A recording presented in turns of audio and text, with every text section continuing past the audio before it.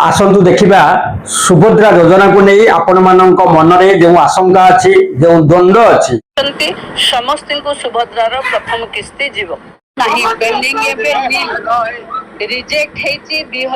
सुभद्रा योजना को नहीं आसी एक बड़ खबर ये खबर हुए तो से दुख देव जो मानक सुभद्रा टंका मिलबनी कारण से फॉर्म एवं रिजेक्ट हो जाइए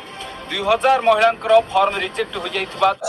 ताहा किभली भाव में समाधान हो पारिबो जो माने पाइगले तो पाइगले आउ जो माने पाई नाहंती बा सेमानको खाता को टंकाटा आसीनी किंबा कोनोसी मेसेज आसीनी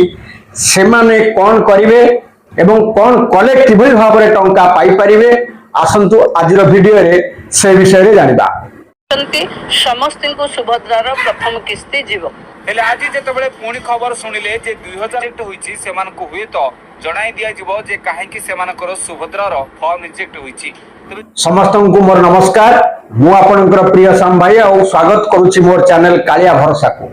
वीडियोटी भल लागिले गोटे गोटे लाइक देबे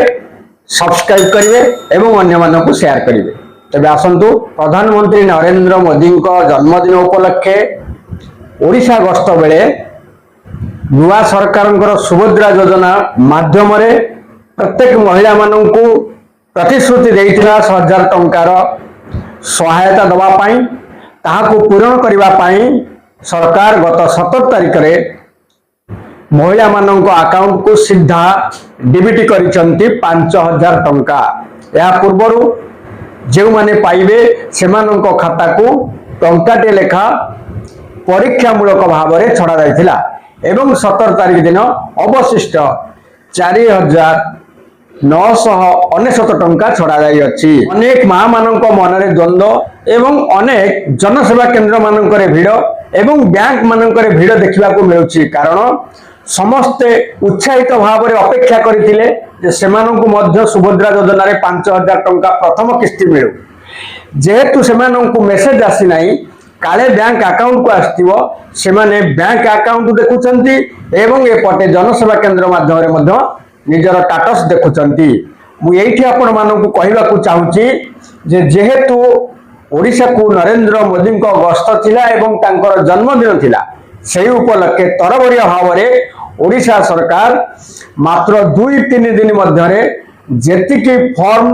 स्टेटस को ठीक करा जाई पारिला रजिस्ट्रेशन करा जाई पारिला सेही मानक अकाउंट को परीक्षामूलक भाव में प्रथमे 1 टंका छाड़ी एवं सेही मां मानक खाता को 17 तारिख दिन 4999 टंका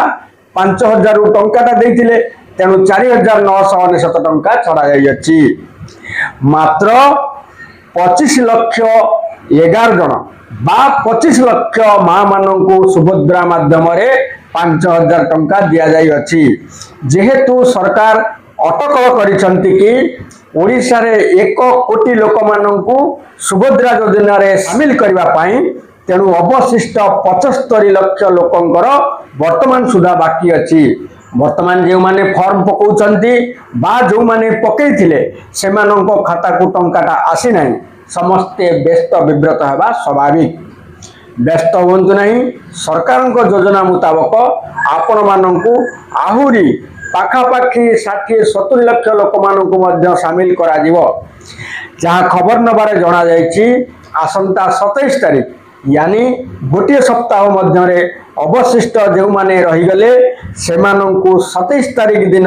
सरकार पुणी 5000 टंका द्वितीय किस्ती भाव में लोक मानंकु जो माने पाई नाहंती से मानंकु टंका दिया दिबो समस्त को सुभद्रार प्रथम किस्ती जीव तेणु समस्त को मोर अनुरोध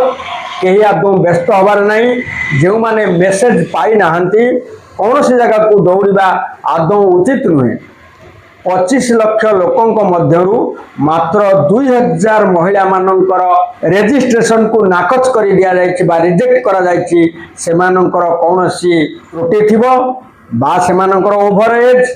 बा सेमानकर आधार रे फोन लिंक नथिबो किंबा केवाईसी होई नथिबो सेही भली लोकों को रिजेक्ट कर दिया जाय अछि अवशिष्ट माने पाइबे अपेक्षा करंतु